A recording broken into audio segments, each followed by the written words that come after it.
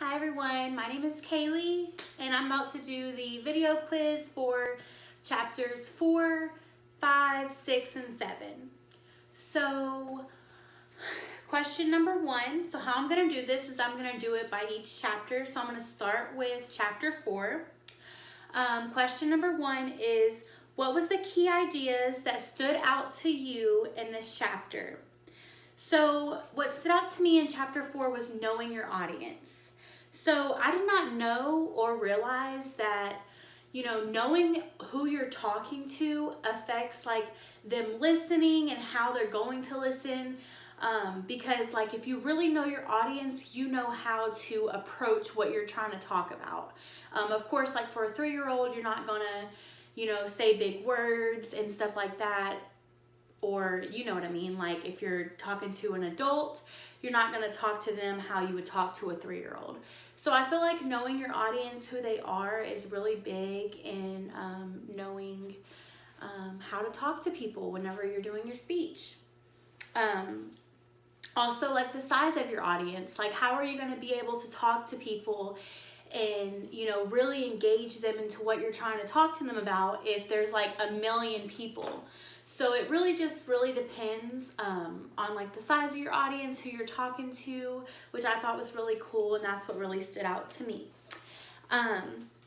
The second question is, what did you learn in this chapter that you did not know before reading it?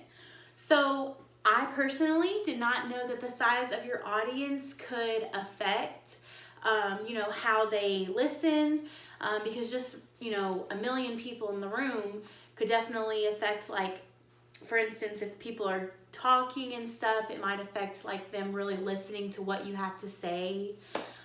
So I thought that was pretty cool, and I did not even realize that, that would affect someone's speech and how people interacted with their speech. All right, so number 3, why are these ideas important to public speaking? So these ideas are important because you're going to want to engage your audience and you're going to want to talk to them and understand them. So knowing them and knowing how many people you're going to be talking to is very important in public speaking, because you want to make sure that you succeed when you do give a speech. So to me, that's very important after reading the chapter. Question number 4, how can they be used in other areas or your personal and or professional life? So I would say knowing who you're speaking to daily, is really effective. For instance, if I'm speaking to my boss, which I'm at work, so if I'm speaking to my boss, I'm definitely gonna make sure that I know how to approach her, because I know what kind of person she is. So that's an example of your professional life. You're gonna want to know who you're speaking with. If the owner comes in, you're definitely not gonna be chit-chatting it away with your coworker if the owner is right here. So you're just gonna want to make sure that whoever you're speaking to, that you know who they are, and if there's an audience, you're gonna want to know who they are. So it can definitely be incorporated in your daily professional or just regular day life. All right. So we're going to go with chapter 5. So the first question is, what was the key idea or ideas that stood out to you in this chapter? So knowing what your specific purpose is, I thought that stood out to me. And choosing a topic that you're interested in. So whenever you're, giving a speech in a class, you can do whatever you want. Just make sure that it's something that you're interested in, because that can affect your audience. If you give a speech and you're I really don't like, this topic, but you're talking about it, how are you going to engage people when you can't even engage yourself to like it? So I thought that was what stood out to me the most. What did you learn in this chapter? So this is question number 2. What did you learn in this chapter that you did not know before reading it? So I personally learned that if I'm going to give a speech, make sure it's something I'm interested in. So when I first did this class, I'm oh, public speaking, I'm really good with speaking, but am I really going to enjoy talking about the stuff that this professor is going to maybe talk about? But he's really just helped us. Well, the professor has really helped you do something that you're interested in. So I did not know that, you know, you could do that. And I think that's what, you know, I learned the most was like, don't just talk about something, you know, to get someone engaged in. Talk about something that you love or that you're engaged in yourself, just so that you can make it more happy for other people, you know? So I thought that was really cool to learn about, and something I didn't know how to do. Question number 3, so why are these ideas important to public speaking? They're important because being interested in your topic is how you're going to engage your audience. If you're talking about a topic that doesn't really engage you, I don't see how someone can engage the audience. So before, you know, I did do speeches that, you know, I wasn't really into, and I can definitely see how people probably got bored with my speeches. And it's really because, I mean, how am I going to engage them when I can't even engage myself? Or like, I mean, I yawn whenever I, you know, look up the stuff. So that really was important to me about public speaking. So that's really important.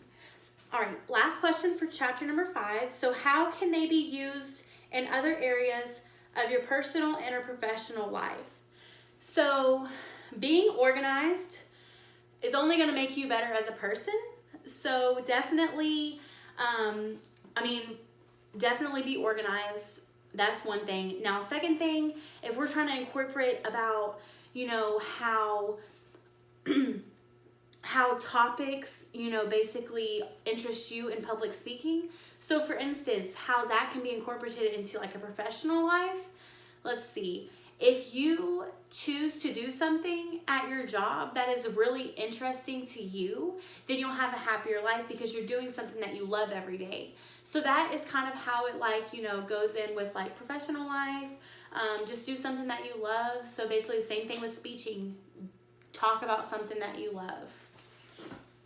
All right, chapter number 6, we're going to start with this. So chapter number 6, question number 1.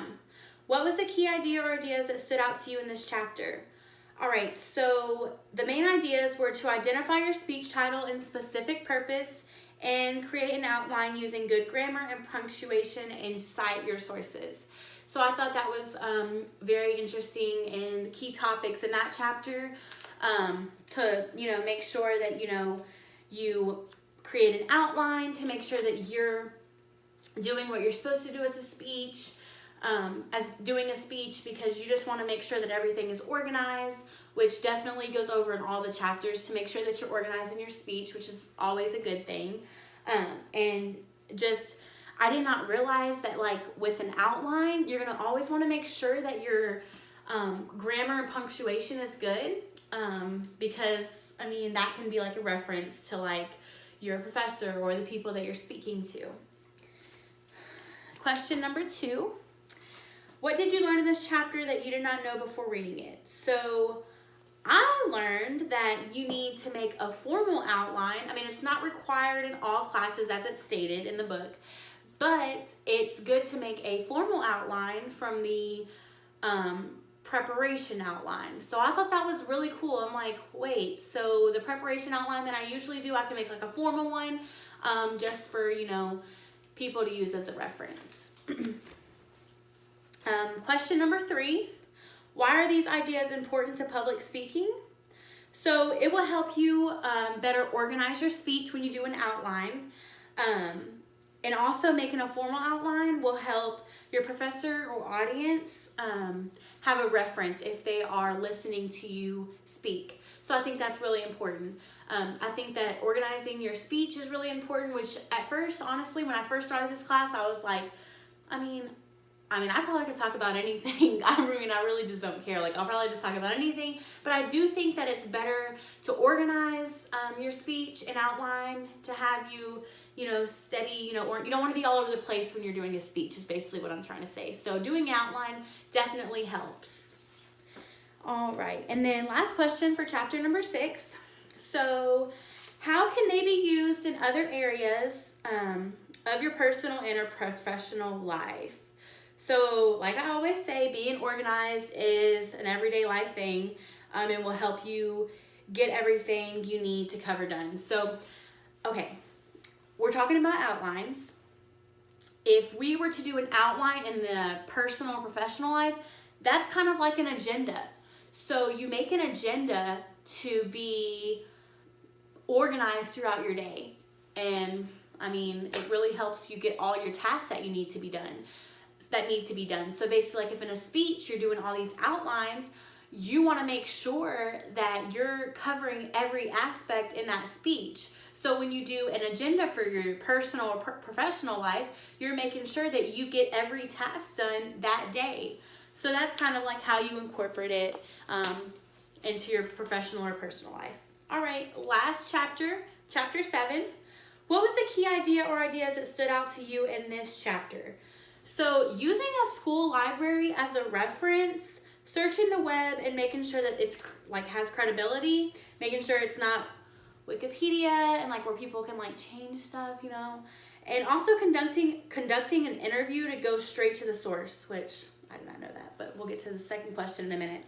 So yeah, those really stood out to me. I mean, honestly, I was like, well, dang, like the library, I didn't even realize, you know, I used the library as a resource in like my research papers and stuff, but you know, to do a speech, I was like, that is pretty cool, like using the library as a resource, because I didn't think about that. I usually just go straight to the internet and, you know, the web, but the library is definitely a really good resource. But you really want to make sure that your credibility and all these are on point and excellent to do your speech, and make sure you're not giving false information. Just make sure that your sources are accurate. All right, number 2 for chapter number 7. So what did you learn in this chapter that you did not know before reading it? So before this chapter, I did not know that you could conduct an interview to get research, which is really cool, and I never ever would have thought to do it. So I'm like, okay, let me start doing interviews for things that I need in speeches. Like, that's really awesome. It's really, you're going straight to the source that you need. You don't have to like look up, like if you're talking about like parents or children or something, like go straight to the source, talk to kids, talk to parents, talk to the bosses that you're talking about. Like if you're talking about jobs in your, you know, in your speech or anything like that, go directly to the source that you're referring to, and you can get better sources that way instead of having to look it up, which I never would have thought of. That's pretty cool, which I did not know. Chapter number 3, why are these ideas important to public speaking? So it's important to make sure that your sources are validated and not wrong. You definitely want to make sure you're not talking about stuff that is not true. So they did mention in the book, like Wikipedia, like it's supposed to be like this source that you can use, but authors can come and like change that. I think even people can like edit the website, anybody at all. So I don't think that's really a good source to go through. So you just want to make sure that you're, you know, stating stuff that's correct in your speech. That's super important in public speaking. You don't want to be giving false information. And also you're going to want to cite your sources, because you want to make sure the author gets credit for what you're talking about. You don't want to make it seem like you did all of, you know, the research and all of that, because we always want to make sure that our authors are getting credit for what we're talking about in our speech. And then last question. So how can they be used in other areas of your personal and or professional life? Okay, this is like kind of cool. So we're talking about how we don't want to give a speech that has bad sources and that's incorrect. So think of everyday life. You hear about people gossiping and not going to the source directly, so it's causing like drama. So you just want to make sure, like in everyday life, that you're going directly to the source before you hear he say, she say, and it be incorrect. You just want to make sure that you're going directly to the source, and you know, it's kind of like the interview that the book talked about. You want to make sure that you're getting the correct information before you go spread it everywhere, because if you're giving false information, it can only, you know, cause a bunch of drama, or, you know, people might think like when you're public speaking that you don't know what you're talking about. So it could be your everyday life. People are like, she don't know what she's talking about. She's just giving me false information.